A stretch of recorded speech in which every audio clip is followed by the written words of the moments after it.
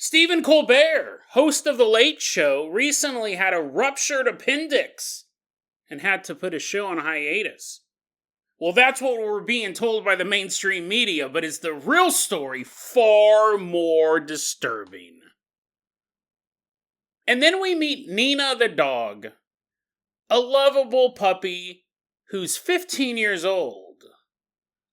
She's on her last legs, and those legs are crippled by arthritis. But while Nina's family gathers around her on her last night, praying for a miracle that'll save her from being euthanized in the morning, little do they know that those prayers may actually be intercepted by an alien life form. Today on Dead Rabbit Radio.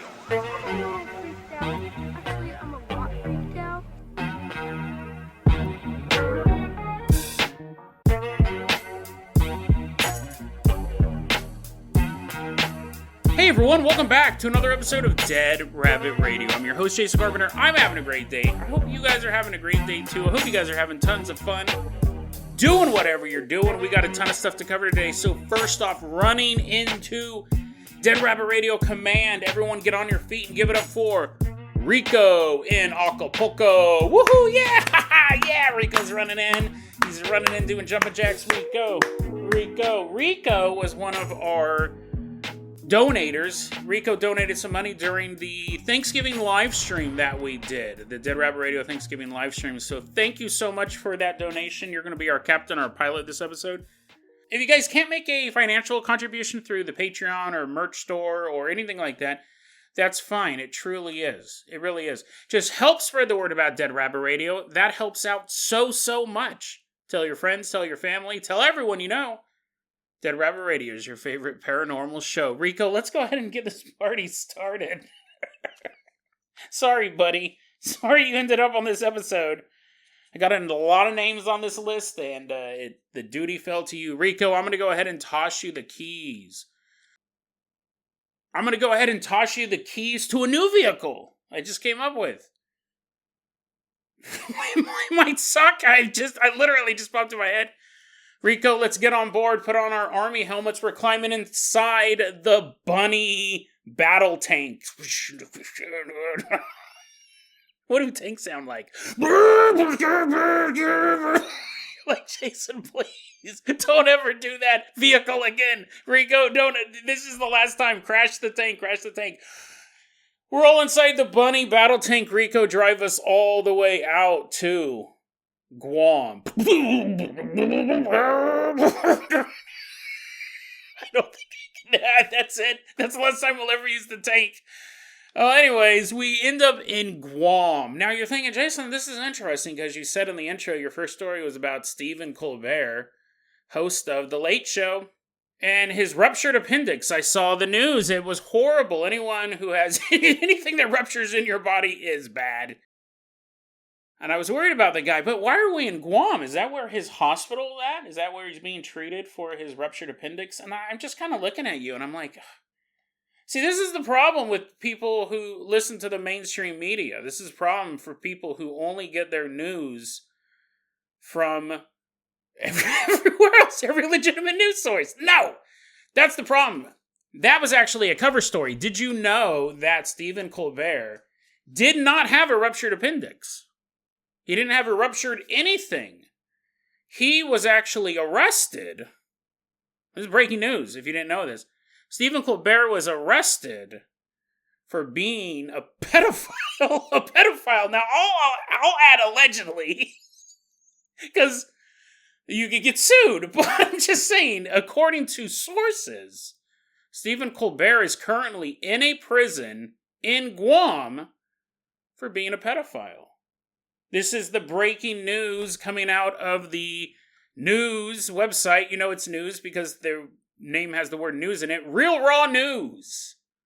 Real Raw News. You go, Jason, you just covered these guys like 10 episodes ago. I had to check. Yes, you're right. And I'm trying not to beat a dead horse, but this is breaking news because right now Stephen Colbert is in a jail in Guam. How could I let this story pass up? We're going to take a look at this news story from Real Raw News. And I want you to keep something in mind, because I always mention this at the end of the segment. I'm going to say it up front this time. Real Raw News is a quote-unquote news website that has we've done a ton of episodes on them over the years. The greatest hits: Hillary Clinton, adrenochrome addict, was taken to Guantanamo Bay and hung in front of a very somber Donald Trump, who is still the president of the United States, and him and the White Hats are waging a war against the deep state.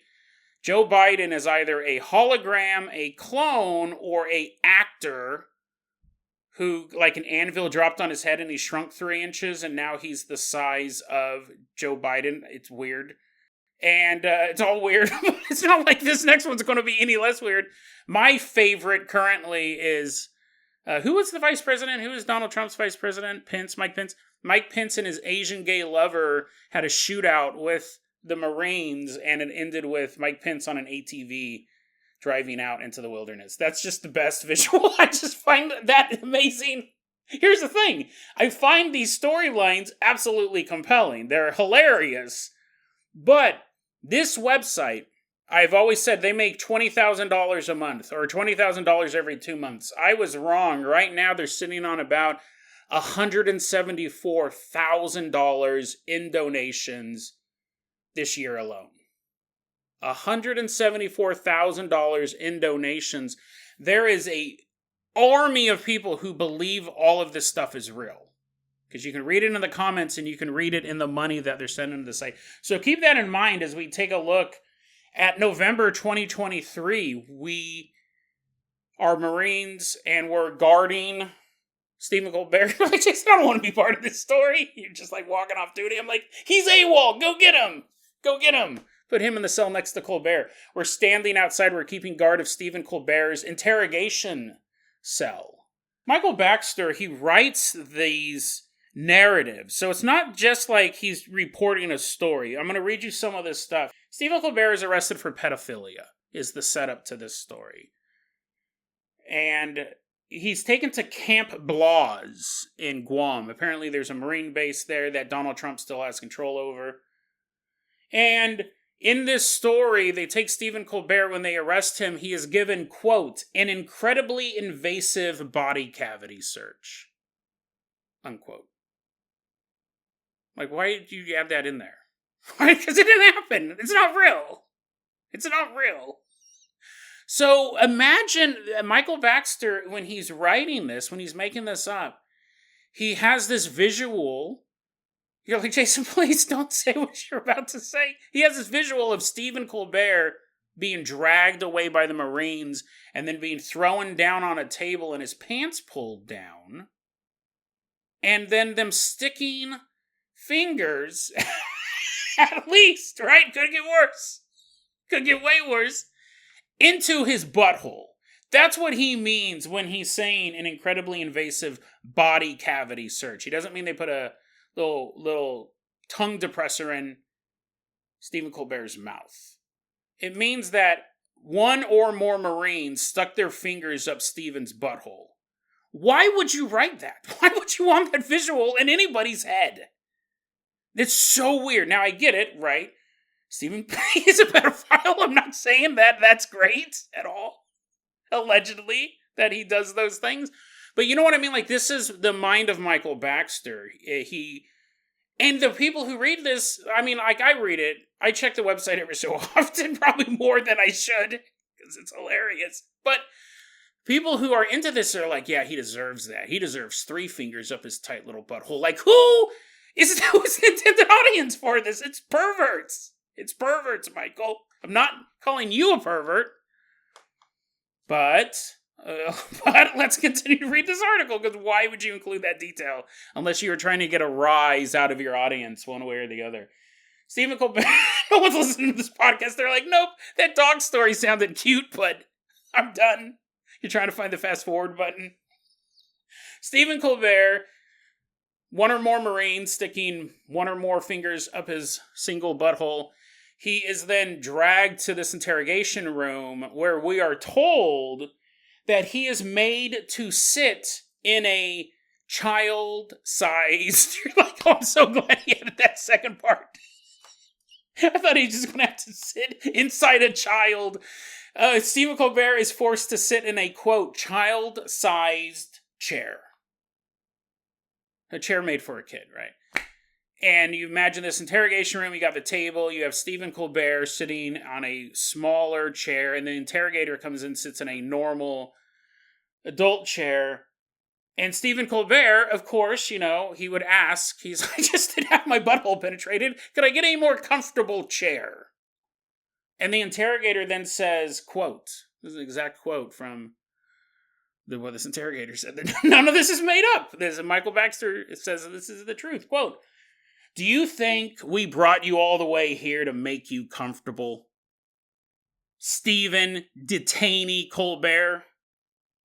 And about the chair. It's a kid's chair. You like kids, don't you, Detainee? I figured it was fitting. Like, what? I mean, even if he is a pedophile, he could go, well, yeah, but I mean, we don't want to sit in their chairs. I don't want to, this is uncomfortable. You're right about the other stuff, but why would you make that up? They have this, I just imagine like Stephen Colbert sitting in this tiny plastic chair, and that doesn't even make sense. You're a pedophile, that means you like all kid things. By the way, here's a yo-yo. Here is Coco Melon on Netflix. He's like, what? I hate all this stuff. We are then told that the interrogator has a bunch of photographs of Stephen Colbert fondling children. It's definitely not on YouTube, this episode. It's probably not even legal to talk about all this stuff. I'm going to get sued for slander. The interrogator throws down a pile of photographs of Stephen Colbert fondling children on Epstein Island. That's the connection, because you're like, I was wondering where he was doing this. Was he doing this in Manhattan, just walking down the street? Stephen Colbert went to Epstein Island, fondled these kids, and this interrogator has all these photos. How he got the photos, why he carries them around in his pocket, who knows, right? Only the mind of Michael Baxter. Maybe he got him out of evidence before the interrogation, but I like to think this interrogator is a huge pervert as well. Watch these people be real, watch all these stories be real, and I end up in some cell. The interrogator's like, you think it's funny? You think things are funny? Well, I'm gonna make you sit in a clown-sized chair. It's this giant chair. I'm all, no! And then I go, this is actually kind of funny and comfortable. Throws down all these pictures. He goes, Stephen, you're done for. It's so interesting because Stephen Colbert starts saying, you can't do this to me. Like, they dragged him out of his house, and all the appendix stuff that you're seeing in the news is to cover for the fact that Stephen Colbert got dragged out of his house by the Marines. In the middle of the night, stuck a bunch of fingers up his butthole, took him, made him sit in a child-sized chair, and he goes, I have rights. I'm an American citizen. You actually can't do this to me. And the interrogator goes, we can. You don't have any rights. And I'm reading this and I'm like, oh, yeah, Stephen Colbert is right on this one. He is an American citizen. Doesn't matter what the crime you commit is. Even if you commit treason, if you're not a member of the armed forces, there is a trial that you have to go through. You have rights. You can get a lawyer. It was so weird for a second. I myself, he is a pedophile. I don't want to take his side too much during this story, but I was reading, I was like, Michael Baxter, he's right. Even in your made-up world, you've admitted you can't do this. This is completely illegal. You just can't kidnap him. But the interrogator goes, and this is where the bombshell really drops, right? There's a plot twist coming up here, because it's not just that Stephen Colbert is accused of being a pedophile. That's bad enough. That's not all. Also, this is the plot twist. Also, the reason why the interrogator, because he's like, you're already guilty. We have these photos of you. But the reason why you're in here and we're not hanging you right away like we did your pal Hillary Clinton is because we know about your underground bunker in New Zealand. So I was like, okay, I don't know where this is going now. Stephen Colbert apparently has an underground bunker in New Zealand, and at this point, Stephen Colbert is sweating heavily because he knows where this is going. The interrogator goes, not only do you have an underground bunker in New Zealand, but it's full of blonde-haired, blue-eyed children. They're trapped in your underground compound, and we know you took them there, but we don't know where the bunker is. So tell us where the bunker is so we can rescue these children. And Colbert's like, no, No, I'll never do it. I don't know why not. He's already in jail. And at that point, you're like, okay, yeah, go ahead. I'll tell you where the bunker is. Because the interrogator says, if you tell me where the bunker is, we'll put you in a quote-unquote more comfortable jail. Human-sized furniture.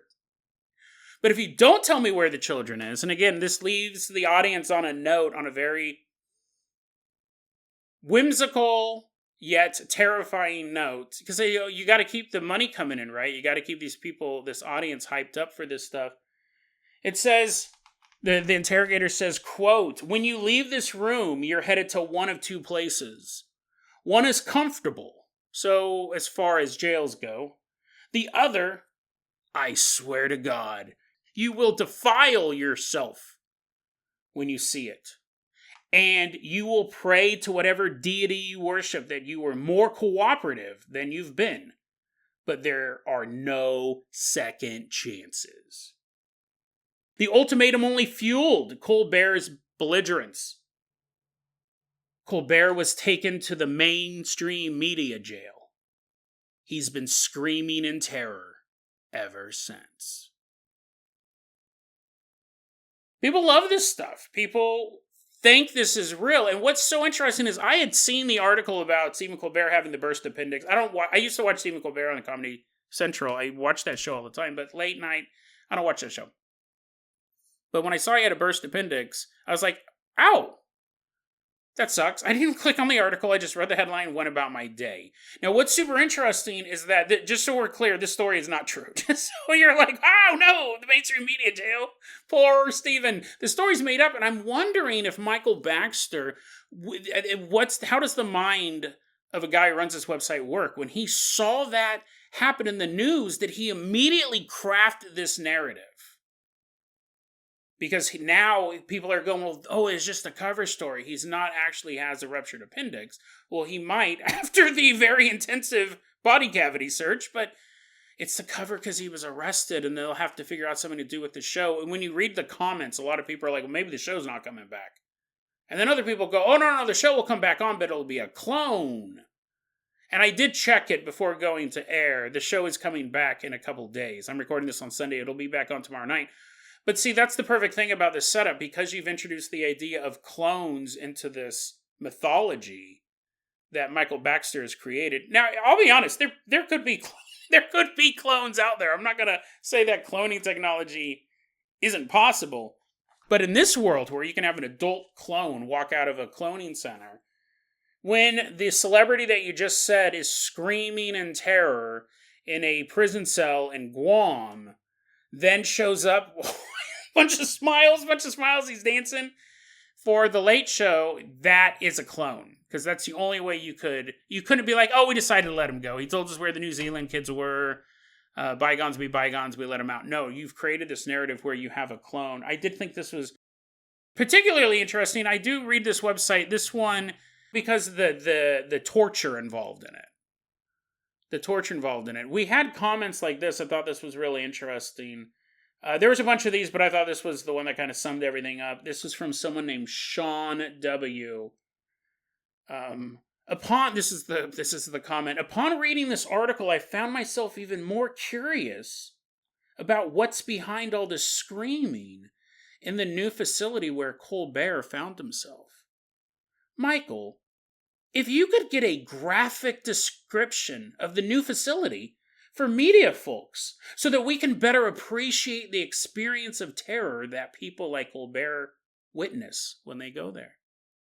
It may well be very enriching to those of us who must participate from armchairs. That's creepy. That's really creepy. Because Michael Baxter, he said he almost got sued by Bill Gates because he kept saying Bill Gates was a pedophile, was doing all sorts of stuff, right? I've done episodes on it. I'll put all these episodes in the show notes. So then he's like, this website is satire. He has that on his website, but just by saying it's satire is the same thing like saying, I'm going to kill a bunch of people in Minecraft. It doesn't work. It doesn't actually work as a valid defense, and definitely the readers don't see it as satire. he's making this stuff up and people are believing it's true. And whatever, that's fine. But there's a level, like, he's saying, I can't do any of this. I'm participating from my armchair. I have to live vicariously through you. So please include graphic descriptions that would make these people scream in terror every day. Now, to be honest, I don't want to hear that about anybody, whether or not I agree with them or if they've committed a horrific crime. Like, Jeffrey Dahmer ate a bunch of people. I didn't want him to have a broomstick broken up inside his butthole and killed that way. That was horrible. It was a horrible way to go. Now, he's no saint. He didn't murder a bunch of people. And he was trying to build a human robot. He was giving them lobotomies, trying to turn it into a living sex slave. I still don't think he deserved that. Now, imagine if that was every day. Imagine if every single day you're screaming and I don't want to know, even if I disagree with him politically, especially if it's just something like that, or if it's something that they've done horribly. I don't want to know that they're going through torment every single day for the rest of their life. That's just a little heavy for me, maybe. But this guy does. He wants to know what it's like. And it'd be one thing to know what it's like to say as a warning to the rest of the mainstream elite, this is what's going to happen to you. But no, it's so... he can be very enriching to those of us, him, who participate from armchairs. And the thing is like a gentleman like this, he may just live vicariously through this website. These are also the guys who could say, you know what, I'm done participating from the armchairs. It's time to take out a judge. It's time to fight the deep state myself.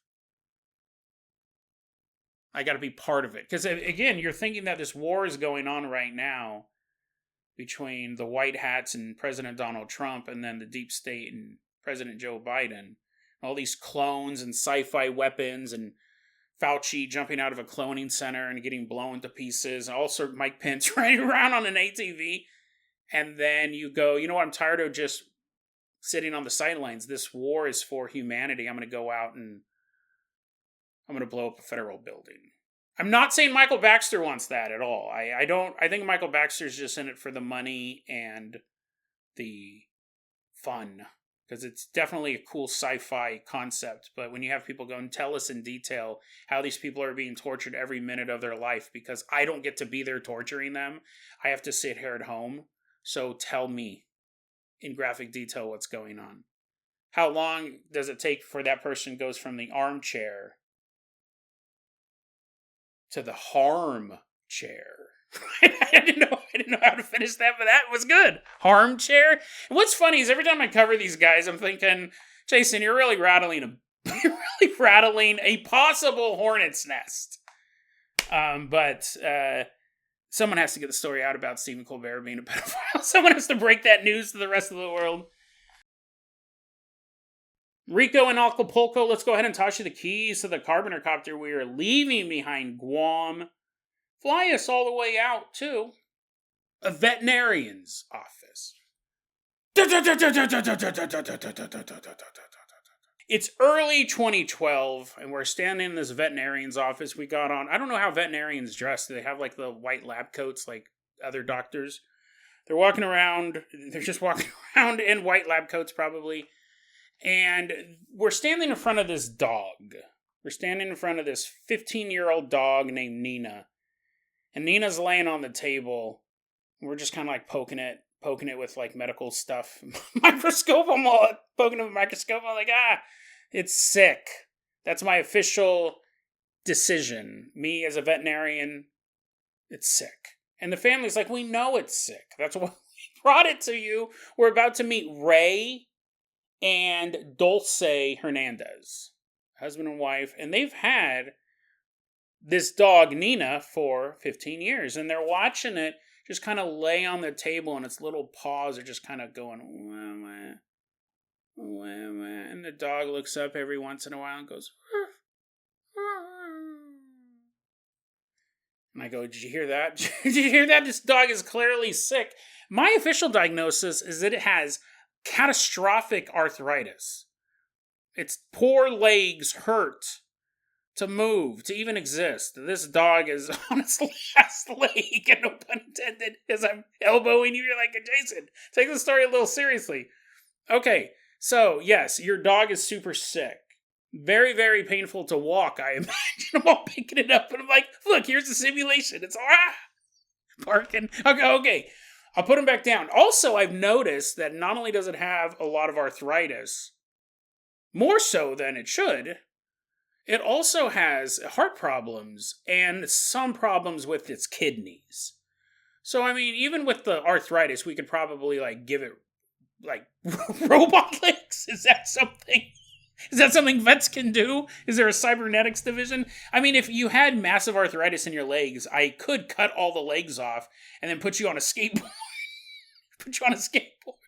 Duct tape you, and just roll you around the house. You'd be fine, but also with the heart problems and the kidney problems, and it's a 15-year-old dog, I suggest that we euthanize it. You're like, pick the dog up and run out. You're like, that guy's talking about skateboards and cybernetics. I don't know if he's the best veterinarian in town, but their real veterinarian does say, I think we should euthanize it. I think Nina has lived a good life, but it's time to put her down. And we should do it tomorrow. You guys can have one more good night with Nina. But it's time to say goodbye. That's all on March 3rd, 2012. Well, the decline in health had been gradual. They had had many veterinarian visits up to this point, but it was on March 3rd the veterinarian goes, look, she can't even move now. She just kind of lays there and lifts her head up and kind of barks a bit and then just lays back down. At this point, the dog is suffering more than is needed. Let's euthanize her tomorrow. And Ray, this is a decision that you would have to make at a certain point. I know a lot of people who have done this. I've had to do it. And you understand it. You understand it. Ray is, while he's not fine with it, that's not the right way to put it. He understands that this is the natural course of things. Dulce, his wife, does not want to do it. She does not want to do it. She really in her heart believes that miracles can happen. So she begins praying over little Nina laying on the ground for a miracle, for healing, for God and the angels to intervene to save Nina's life. And that is also tragic in its own way. Because I'm sure Ray, while he wasn't like a hardcore atheist, you would be watching your wife pray over this dog. And yeah, we believe in miracles, but, you know, it's just going to break my wife's heart more tomorrow morning when something doesn't descend from the sky and save this dog. March 4th, 2012. 6 a.m. Ray opens his eyes and he hears they had Nina in their room, which would make sense, right? The dog can't go anywhere. You'd want to keep her pretty close to you. They had Nina sleeping in their room. They had a 2-story house, and Ray's asleep, and Nina's woof, woof, woof, woof, woof, woof, just barking, and Ray's like, oh man, it's 6 a.m. Ruff, ruff, ruff. Nina, good barking. And he feels his wife wake up, get out of bed, hears her scoop up Nina off the ground, and start walking downstairs. Goes back to sleep. A few minutes later, he hears Dulce downstairs screaming out, Ray! Ray! Come down here, quick! Come down here! And he's like, no, he ignored her. He's like, I'm still sleeping. Woo, woo, woo, woo, woo, woo, woo, Ray! Come on, get down here! And he just wants to sleep. Then he hears her running up the stairs and begins to physically wake him up. Wake up, Ray. Wake up. You gotta see this. Come downstairs. He's like, what in the world's going on? Trying to sleep. Figures it's something dog related, right? Pooped all over the ground. One last gift for the family. Dulce wakes Ray up and pulls him out of bed, and they both start walking down the stairs. And as Ray is walking down the stairs, he sees on the floor there is Nina, completely paralyzed. Like, she's not moving at all. She's just laying there completely paralyzed, and he's probably like, oh my God, like, did they have a heart attack in the middle of the night? Like, what happened? And he's walking down the stairs, and he sees Nina laying on the ground, and he sees his wife walk over to Nina, and they both vanish. And he stops. He stops his descent down the stairs, and you're just kind of like, what in the world just happened? And that's when he sees this object appear. He said it was a 3-foot wide, multicolored, translucent rectangle. And it's hovering around 4 feet off the ground.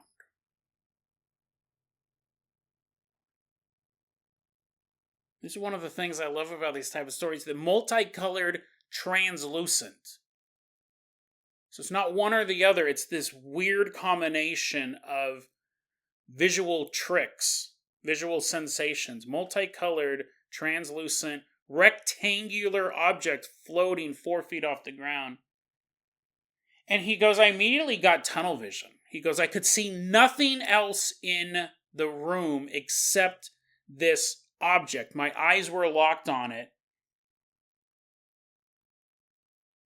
And then I turned around, walked up the stairs, went to sleep.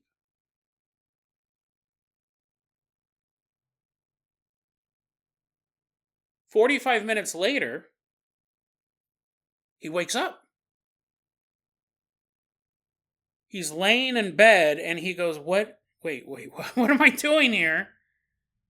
Where's my wife? What happened? He realizes 45 minutes has passed. The last thing he remembers is following his wife downstairs, them disappearing, seeing this object, and then walking back up. And as he's trying to figure out exactly what's going on, he said, I felt really groggy. He believes that this thing, which he dubbed a plasma energy being as in like living thing, not beam as in being, controlled him. Made him walk back upstairs and go to sleep. And it was almost like he could feel the control mechanism disappearing at this point. He goes, I saw everything when I walked upstairs. I remember all that stuff. But he goes, I was not in control of my own actions. It was the plasma energy being. Whatever this thing was down there, it wanted me to leave. And it did it in a nice enough way. I got 45 more minutes of sleep. But now that this control had been removed, he ran downstairs. And as he's coming down the stairs, he sees Dulce clapping her hands, dancing, as Nina is jumping around, hopping, barking, healed. And he starts walking down the few remaining stairs, and he's like, that's like a puppy. Like, physically, it's still Nina. Physically, it's still this old dog, but the exuberance that Nina had was just, she wanted to be everywhere. She wanted to climb over everything. She just wanted to play and be snuggled and loved and return that love. And Ray's like, what happened? Not that he didn't love it. And he's like, oh, dang it. I really wanted that euthanasia today. How did this happen? Remember earlier when Nina was barking in the room and you wouldn't wake up? You were pretending to be asleep. So I woke up and I scooped up Nina and I carried her down the stairs. I figured she needed to go outside to go to the bathroom. Figured that's why she was barking. So I go downstairs and I'm going to take her through the living room out into the courtyard. And that's when I saw this 3-foot wide silver inverted horseshoe floating about 4 feet off the ground. It was an angel, Ray. I don't know why it looked like a horseshoe. I don't know. I can't explain that. But I knew in my heart it was an angel, and I fell to my knees and I gently placed Nina on the ground and said, "Please save my dog. Please heal Nina." Then I remember calling for you to come downstairs, and then I had to run up there and get you. And I don't remember anything else. I remember that. I remember putting Nina down and running up the stairs to get you, and then we came back downstairs. The next thing I remember, me and Nina were dancing. So while he was asleep for 45 minutes, Dulce had zero memory what happened in those 45 minutes as well. When she disappeared, she does not remember what happened. She had lost time, and he technically had lost time as well. He was just sleeping during it. She saw an inverted silver horseshoe. Same dimensions. Same width. I guess I should be specific. Talking about paranormal when I say dimensions. Same width, same hovering off the ground that Ray had seen, but they're seeing two different objects, which is absolutely fascinating. We'll get into that in a second. But and remember, they did have a euthanasia scheduled. They take the dog back to the vet, and Nina's happy as a clam, walking around. The vet's like, "Wait a second, is this the same dog you brought us all these years?" Right? All these other little problems she had, and then the past couple months it's been getting worse. And is this the dog? Is this Nina? And they go, "It is." And they go, "Do you know why she's like this? Could this be something that happens?" And the vet's like, "No. Dogs don't magically get healed." And Ray and Dulce kind of look at each other because they haven't mentioned anything about aliens or angels or anything. The vet goes, "I've never seen anything like this. Did you guys start doing something different?" And Ray goes, "Well, maybe it took a while, but we did change her diet a while back. So maybe she's just like feeling better from eating better." And the vet is like, well, I mean, again, what are you feeding her? Superman guts or something like that? I mean, like, this is a brand new dog. Well, the vet goes, "As far as I can tell," I don't know if the vet did a full checkup. I don't know if he did a full checkup, but anyways, they don't euthanize. That would be a plot twist, right? They're like, "Well, we already paid $300 for this." They end up taking Nina home, and for the next year, Nina had a perfectly healthy life. None of the health problems that had plagued her previously were there. But like the great Kermit the Frog once said, life is made up of meetings and partings. Everything must eventually move on. And Nina had another great year of life, but the last 2 weeks of her life, she got sick. And this time, Ray and Dulce, they were so thankful for the extra year that they got with a very healthy, energetic Nina that the last 2 weeks, she got really sick. They did euthanize her then. They had her put down. After Nina was put to sleep, is that the term? Euthanize, I think, usually is with humans, but after they put Nina to sleep, I don't know if they did it immediately afterwards. They might have waited a bit, but after it had happened, Ray and Dulce did tell the vet. They go, "Hey, this is such a weird story. We didn't really know how to bring it up before, but remember how Nina was on death's door a year ago? We told you it was a change in diet. That's not what happened." They told him then the story about the visitor who came to their house, this visitor.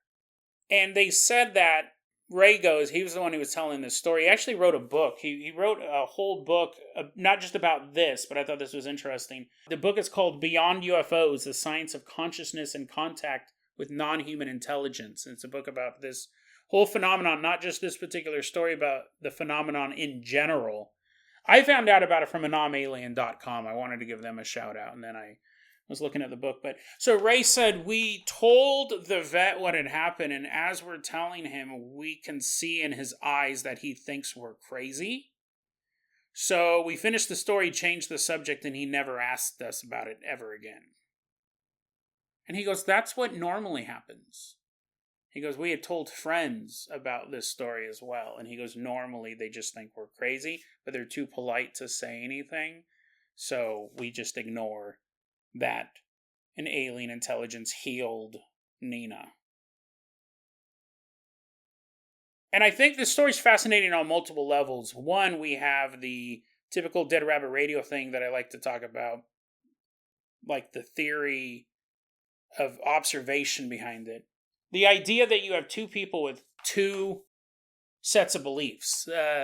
Dulce is a devout Catholic. They don't necessarily state what Ray's religious affiliation is. He might be Catholic, but there is a difference between a devout Catholic and a Catholic. And he may have not even been a Catholic, but I think it's interesting that you have people with different belief systems viewing it as two different things. They both see the same object. It's the same. That's what's so interesting about it. It's the same width. It's the same distance it's hovering off the ground, but two people seeing the same thing. Your belief system will change that. And I've talked about that a lot on this show. I don't think it is 100% of the time, but you could have someone who is a devoutly religious person go into a house where there is a ghost, and they may see it as more of a demon. They may see it as more of a negative thing. You may have someone who doesn't believe in ghosts at all not see anything.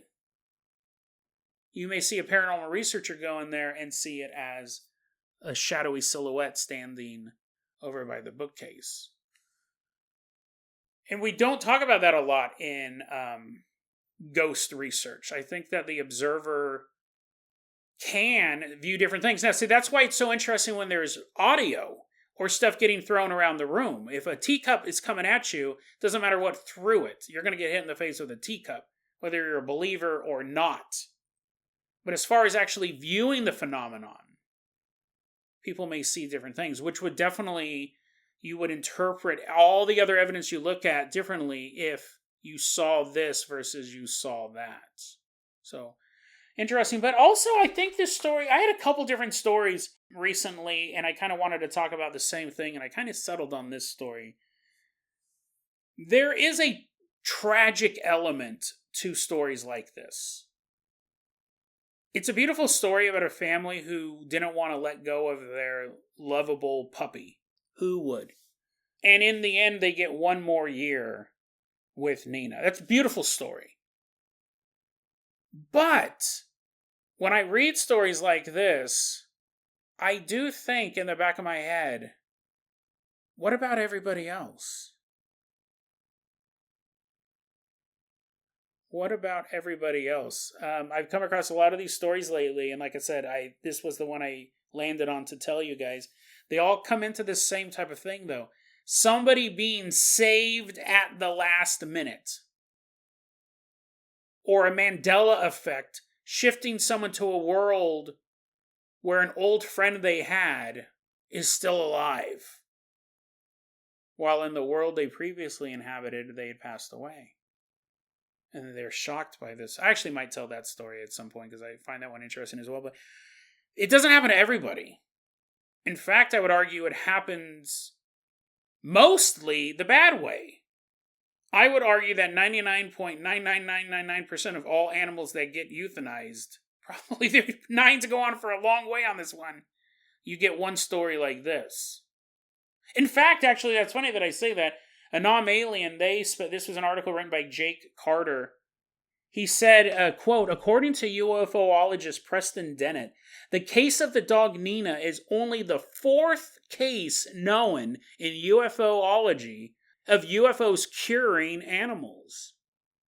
Then it goes on to say other cases involve an injured rooster that was healed by strange rays of light, and 2 dogs that became much more energetic and lively after the sighting of the UFO.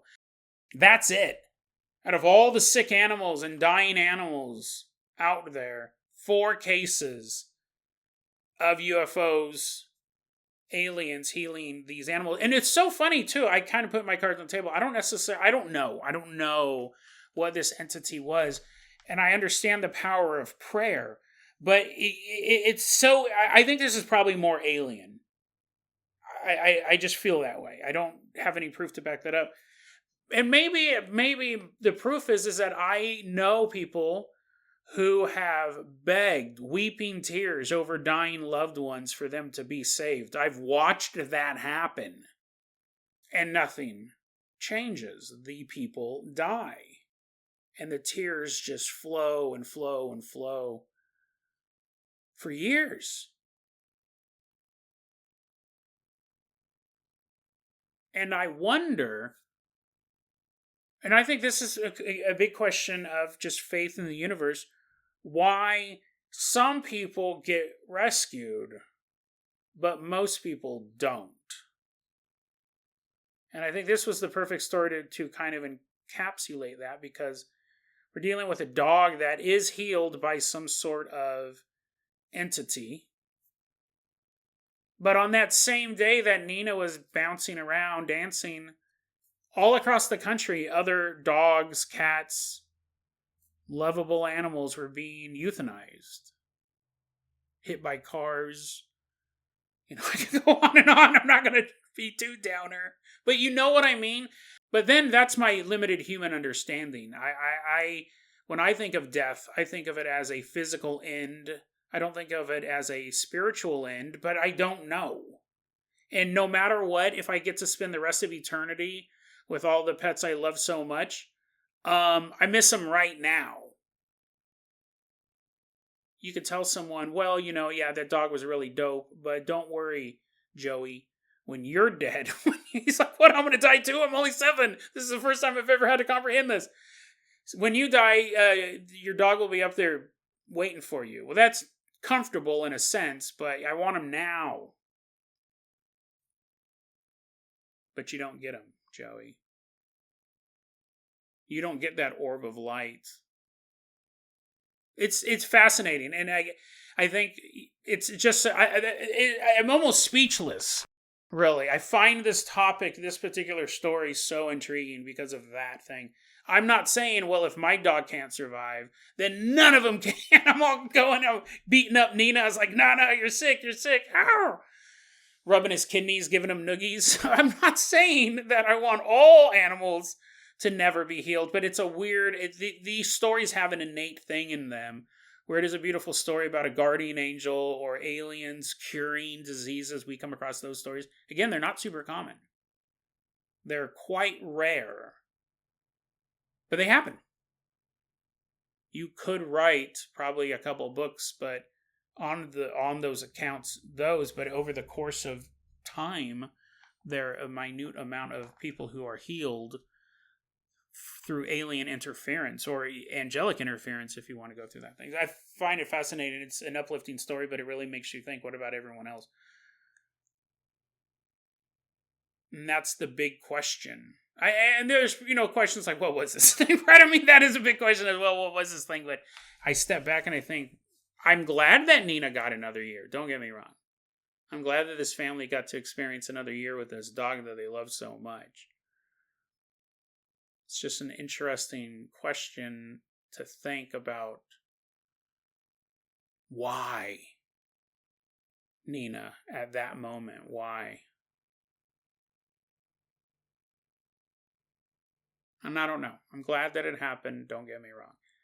I'm glad that it happened, but it is a puzzle.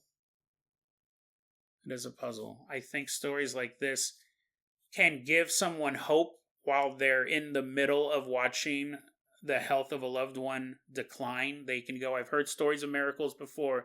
I know that you can be saved. I've read books and seen movies about people miraculously being cured, and these stories can give you hope in the midst of someone being sick, or maybe even your own sickness.